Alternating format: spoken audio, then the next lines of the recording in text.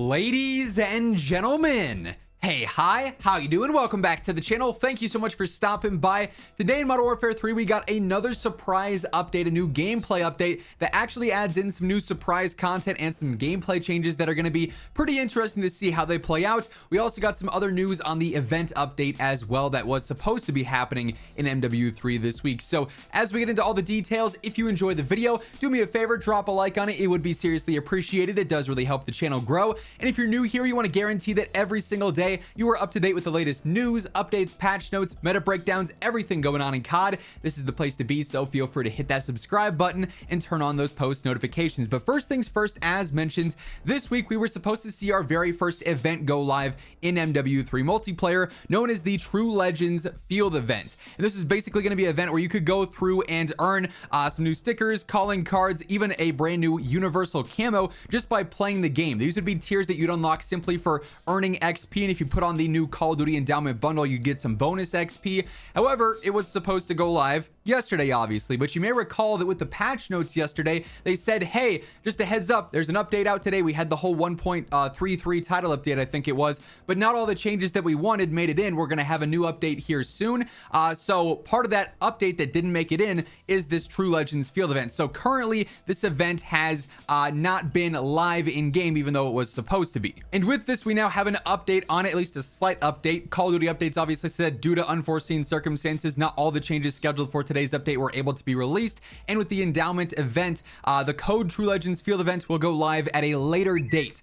Follow us for more updates. So they don't say when this event is going to be happening, but just a heads up, this event is not canceled. It will still happen. So if you're trying to get those free rewards just for playing, there will be an update that brings the field event to the game maybe later on this week, perhaps early next week. Whenever it does happen, I'll be sure to keep you guys updated. I imagine it'll go live when all the other patch notes go live as well that were problematic, whether they be the movement changes or the weapon updates or whatever the case may be. But just a heads up, if you're wondering where this event is, it is now officially delayed and it will be live at some point here in the future. We're just gonna have to wait to find out when. Now, today's update also introduced our first playlist update of the year, but this is far more than just a playlist update. This is actually a gameplay update and a content update as well. So with this, they say it's time for our very first MW3 playlist update of the year. Alongside fan favorites such as Terminal 24/7, we are introducing a new experimental playlist. Within this playlist, all operators have a colored outline to distinguish them from the environment. We're excited to hear your feedback on this experiment, give it a try, and be on the lookout for the official survey in the days ahead. So this is very interesting, first and foremost, with this experimental playlist. You may recall that creators who got to play the game way back in like early spring or something mentioned that when they got to play, enemies had red outlines on them, so they were super visible and it was very apparent you were shooting at an enemy or you were shooting at a teammate. And with this, Charlie Intel actually posted saying it enabled the blue outline around the teammates in all modes, and you can see this in his clip right away. There's clearly a small blue outline there around teammates, so you can clearly say, okay, that's obviously a guy on my team, even if you don't see their name tag necessarily. Then the enemies are going to have a slightly less visible red outline. So it's not like they are full-on wall hack aimbot outlined clear as day. It's just a very subtle red outline around the player to again help with overall visibility. That's been a big complaint so far in terms of gameplays, spotting enemies and seeing them in certain environments. Obviously, something like the Groot skin, for instance, that blends in like crazy on certain maps, is now going to have that slight sort of red outline that's not fully opaque by any means, but it's definitely there. I think that's the right word. If not, it is what it is. But with that, it's going to be just a visibility update in general for this experimental playlist. Now, keep in mind, with this being an experimental playlist, this is only live in this mode and in this playlist. So if you're playing standard team deathmatch, if you're playing war or ground war or hardcore search and destroy, this is not going to be active. This outline that you can sort of see here, and this isn't a one-to-one of what it looks like in game, by the way. It's only live for this experimental playlist specifically, and as they said, there's going to be a survey in the next couple of days after we've had some time to jump in and actually play and see how this flows, and if it's easier to see enemies or if it's a little bit too overpowered and just everyone's getting gunned.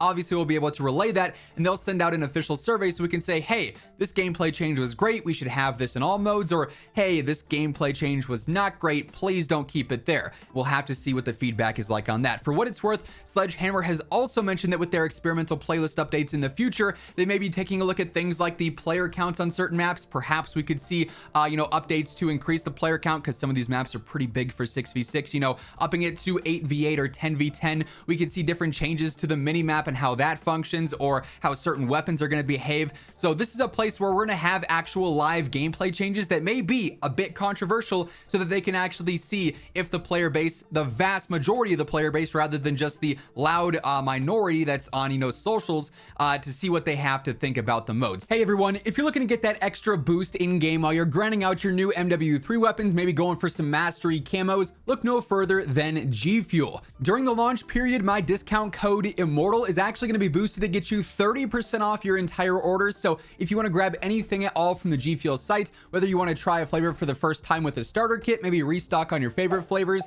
code Immortal is going to get you that best possible discount for a limited time, and the link for that will be down in the description below. So that's really cool, but that's not the only thing that changed in this playlist update. As they mentioned, we also have Terminal 24/7 now live. So if you're trying to just simply play Terminal and Terminal alone, you can do so now. And we've got a new sort of secret and surprise content update with the Modern Warfare 2 Mosh Pit. This actually introduces four Modern Warfare maps to the MW3 rotation. So with this now, if you jump into the Modern Warfare 2 map Mosh Pit, you're going to be able to play between Farm 18, Crown Raceway, Mercado Los Alamos, and Shoot House. So if you're someone who's trying to play on some smaller maps, you know, Farm 18, Mercado, and Shoot House are pretty small. I'm not really a big fan of Raceway, but they put this in so that they could have shipment in season 1, I imagine. But obviously, Shoot House, phenomenal for camo grinding. Farm 18 is pretty good for it as well. And we're playing these maps for the first time with red dots on the mini map and actual decent movement. So these are going to play very different from what we had in MW2.